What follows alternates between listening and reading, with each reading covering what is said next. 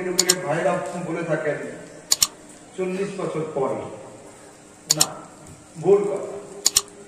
আমি যখন ক্যালকাটা ইউনিভার্সিটিতে এখানে পড়তাম, আমি একদিন ক্লাস করতে গিয়েছি, আমার প্রফেসর সাহেব এসেছেন ক্লাস করাচ্ছেন।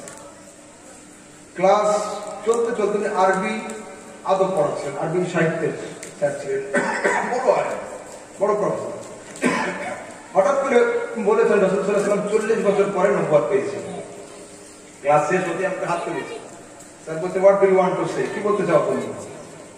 আমি বললাম যে স্যার আপনি যেটা বললেন দ্যাটস অল রং, সবটা ভুল।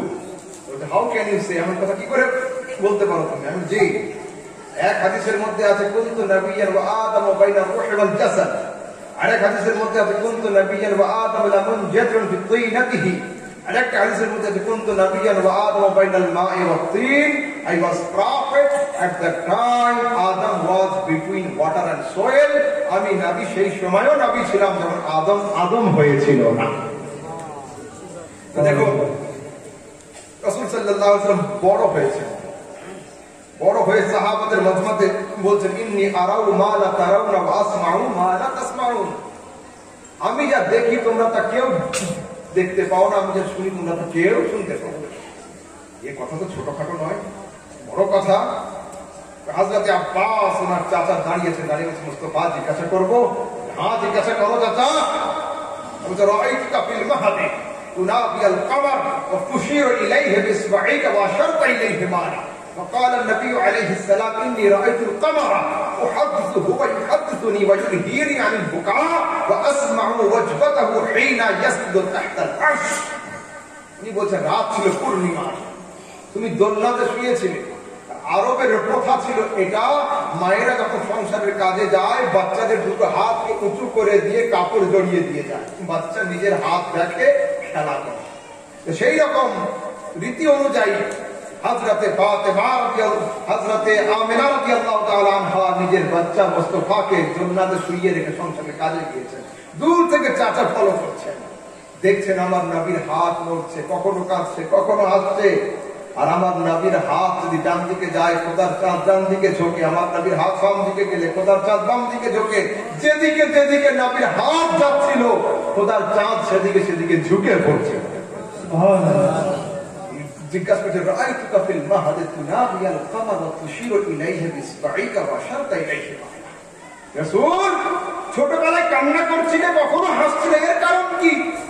আর তোমার আঙ্গুল যেদিকে যাচ্ছিল খোদার চাঁদ সেদিকে ঝুঁকছিল, এর বা কারণ কি? যত বড়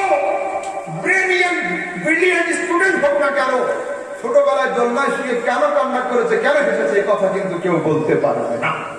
কিন্তু দুনিয়ার কোন হাদিসে এই কথা লেখা নেই।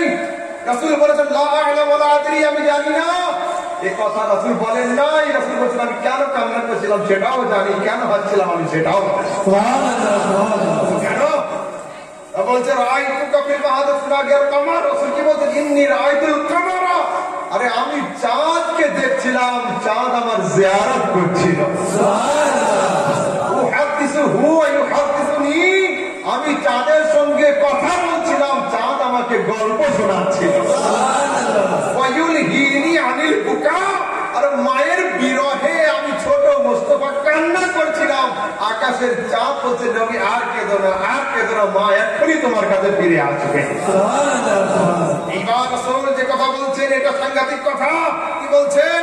ওয়া আসমাউ ওয়াজবাতাহু হিনা ইয়াসজুদু তাহতাল আরশ, সমগ্র রাত্রি ব্যাপী চন্দ্র পরিক্রমা করার পরে যখন অস্ত যায় আর সেই ইলাহির চৌকাঠেতে শুকরিয়ার সেজদা করে, আমি নবী আরবের দোলনাতে শুয়ে শুয়ে চাঁদের সেজদা করার খট আওয়াজটাও শুনে থাকি।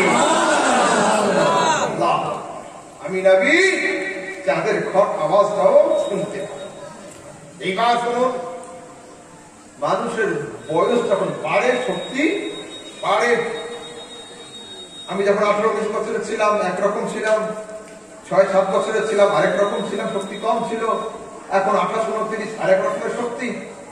মানুষ বাড়লে শক্তি বাড়ে। তো আমার নবী ছোট অবস্থায় নবুয়ত প্রকাশের আগে, রিসালাত প্রচারের আগে, নবী দাবি করার আগে আরবের দোলনাতে শুয়ে শুয়ে চাঁদের চেষ্টা করার ঠোঁট আওয়াজ যদি শুনতে পায়, সেই নবী বড় হয়ে মদিনার কবরে শুয়ে দোলনার সালামকে শুনবেন না কেন? কেন শুনবেন না?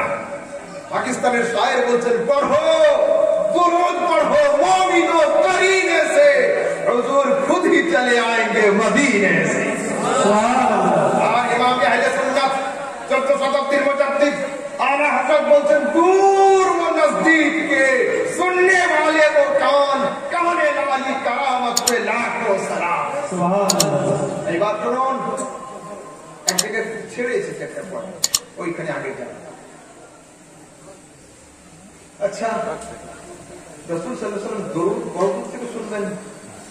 আমরা মাল্টিমিডিয়ার যুগের মানুষ, হাতে থাকে আমাদের সেলফোন, মোবাইল ফোন নিয়ে যদি আমরা প্লেনে উঠি, ফ্লাইট মোড অন হয়ে যায়, নেটওয়ার্ক সেখানে আর থাকে না।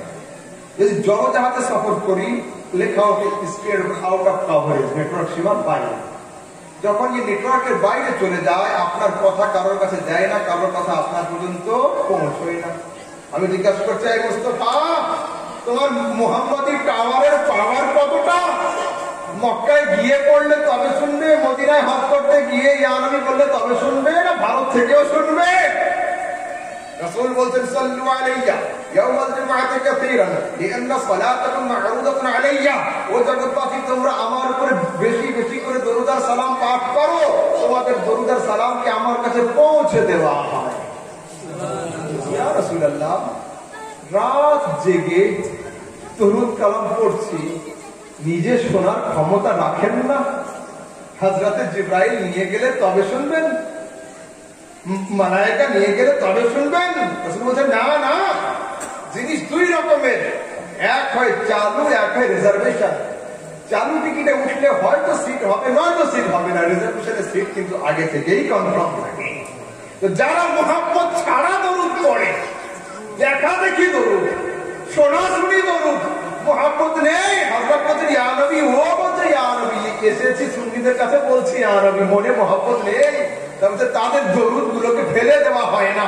ফেরেশতারা কুড়িয়ে কুড়িয়ে কুড়িয়ে কুড়িয়ে নিয়ে এসে মুহাম্মাদের ডাস্টবিনে দিয়ে দেয়। কিন্তু যারা জজবার সঙ্গে, প্রেমের সঙ্গে, লাভ অফ দি প্রফেটের সঙ্গে দরুদ পড়বে, আমি মুস্তাফা, না জিবরাইল, না মিকাইল, না আজরাইল, না ইসরাফিল, দুনিয়ার কোন ফেরেশতার মাধ্যম ছাড়া ইন্নী আসমাউ সালাতা আহলে মুহাম্মাদি, আরে প্রেমিকদের দরুদকে আপন কর্ণ দ্বারা শ্রবণ করে থাকি।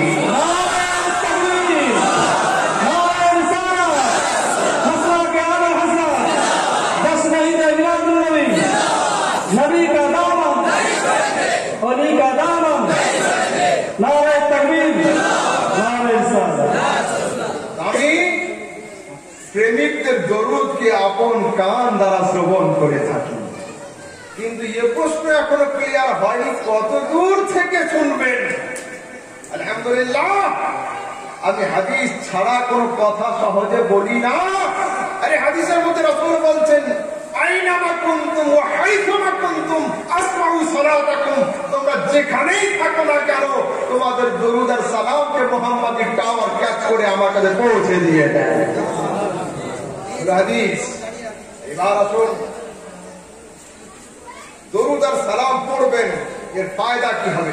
যুবক মন দিয়ে, বিশেষ করে যারা বয়স্ক মানুষ,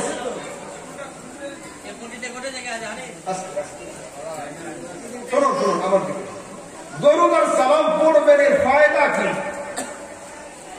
বিশেষ করে বয়স্ক মানুষগুলো আমার এই পয়েন্ট শুনুন, যুবকরা তোমরাও শোনো মন দিয়ে।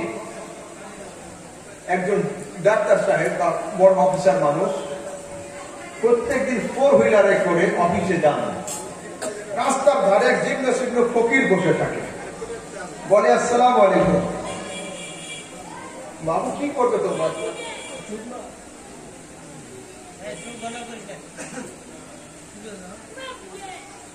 আচ্ছা, এই অফিসার প্রত্যেকদিন অফিসে যান গাড়িতে করে, রাস্তার ধারে একটা ফকির বসে থাকে। ও বলে আসসালামু আলাইকুম। অফিসার ব্যস্ত মানুষ, গাড়ির উইন্ডো খোলার সময় হয় না, কখনো হাত নাড়িয়ে দেয়, কখনো মাথা নাড়িয়ে দেয়, কখনো দেয় না, চলে যায়। 2-10 দিন ফকির সাহেব সালাম কন্টিনিউ রাখেন। একদিন অফিসে কাজ কম ছিল, গাড়ি থেকে বাম দিকে তাকিয়েছেন, দেখছেন ফকির ওখানে নেই। মনে ওনার কষ্ট হয়েছে, ফকিরটা গেল কোথায়, লোকটা আমাকে সালাম দিই। গাড়ি থামিয়ে পাশের ইমাম সাহেবকে জিজ্ঞাসা করছে, হাজরাত এখানে একটা ফকির থাকতো, গেল কোথায়? বলছে অফিসার সাহেব ফকির অসুস্থ হয়ে পড়েছেন, আসতে পারে না। বলছে চলো গো ফকিরটাকে দেখে আসি, আমাকে সালাম দিত সবসময়, ব্যস্ত থাকতাম আমি, চলো। এই অফিসার ফকিরকে দেখতে গেল তখন ওর সালাম বন্ধ হলো যখন, তো ও জগৎবাসী আশিকানে রাসূল এদিকে খেয়াল করবেন না ইয়া নবীর উত্তর আপনার কানে আসছে কি না আসছে, মুস্তাফা জানের রহমতের উত্তর আপনার কানে আসছে কি না আসছে, নবীর আওয়াজ আপনি শুনতে পাচ্ছেন কি না পাচ্ছেন, এদিকে খেয়াল করবেন না। মনের আনন্দে নত ফিরে নির্বিঘ্নে দরুদ আর সালাম পাঠ করতেই থাকুন, করতেই থাকুন, করতেই থাকুন। যেদিন মালাকুল মউত এসে আপনার দেহ থেকে আত্মাকে বের করে নেবে, আপনার সালাম আর নবীর দরবারে যাবে না, সেই দিন আমার নবী 2 জন ফেরেশতাকে নিয়ে খুঁজতে খুঁজতে আপনার কবরে উপস্থিত হয়ে যাবে। সেই দিন আসবেন আমার নবী। ইমামে আহলে সুন্নাত 14 শতাব্দীর মুজাদ্দিদ বলছেন, ও জগৎবাসী শোনো, জগতের বিজনেস কখনো বাকিতে হয়, কখনো নগদে হয়, কিন্তু নবীর সঙ্গে মুহাব্বতের বিজনেস করে তো দেখ, নবীর সঙ্গে প্রেমের কারবার করে তো দেখ। আরে জান দে তো ওয়াদায়ে দিদার পর নকদ अपना দাম हो ही जाएगा। নবীর প্রেমে জানটা দিয়ে দেখ, বাকি নয় নগদে আমার নবী তোর কবরে উপস্থিত হয়ে যাবে। সুবহানাল্লাহ। নবী আসবেন না কবরে? আসবেন। আচ্ছা, এই সম্পর্কে আলেমদের 3 রকম মত। কেউ বলছেন যে না, আসবেন না, শুধু নবী সাল্লাল্লাহু আলাইহি ওয়াসাল্লামের সূরতকে নিয়ে এসে ফেরেশতারা দেখাবে আর জিজ্ঞাসা করবে ইনি কে। কেউ বলছেন যে না, আপনার কবর থেকে নিয়ে নবী সাল্লাল্লাহু আলাইহি ওয়াসাল্লামের কবর শরীফ পর্যন্ত মাঝখানে সমস্ত হিজাবকে সরিয়ে দেওয়া হবে, জিয়ারত হবে কিন্তু দূর থেকে, যেমন পূর্ণিমার চাঁদ আমরা দেখি আকাশে লক্ষ লক্ষ মাইল দূর থেকে। কেউ বলছেন যে না, রাসূল কবরেই আসবেন। আমরা কি বলি, আমাদের ফয়সালা হলো এই 3টেই ঠিক, কোনোটা ভুল না। কেমন দেখবে সমাজে কিছু পুত্র আছে, কিছু সন্তান আছে, বাপ মায়ের জীবনে খোঁজ নেয় না, মরে গেলে জানাজাতে হাজির হয়, না হলে গ্রামের লোক বলবে আরে বাপের মরা মুখটাও দেখলি না। এই টাইপের উম্মতি আছে কিছু, জীবনে একবার মাত্র করেছিল লা ইলাহা ইল্লাল্লাহ মুহাম্মাদুর রাসূলুল্লাহ, আর খোঁজ নাই। বলছে যে উম্মতি জীবনে নবীর খোঁজ নেয় না, না ইশক না মুহাব্বত না জজ্বা না কিছু না কিছু, এই লোকটা যদি মরে যায় তো ফেরেশতারা শুধু নবীর সূরতকে এনে দেখাবে, নবী স্বয়ং আসবেন না। যার মুহাব্বত আরেকটু বেশি ছিল, 6 মাস 9 মাসে নবীর কথা মনে করত, 2টো ঈদে মনে করত, 2বার ইয়া নবী করত, বলছে তাদেরকে দেখানো হবে নবী দূরে থাকবেন, উনি সেখানে এখানে দূর থেকে আরাম। আর যে আশিকে রাসূল হবে, উঠতে বসতে নবীকে সালাম দেওয়ালা হবে, না তাকে সূরত দেখানো হবে, না মাটি সরানো হবে, মুস্তাফা স্বয়ং তার কবরে উপস্থিত হবে। সুবহানাল্লাহ।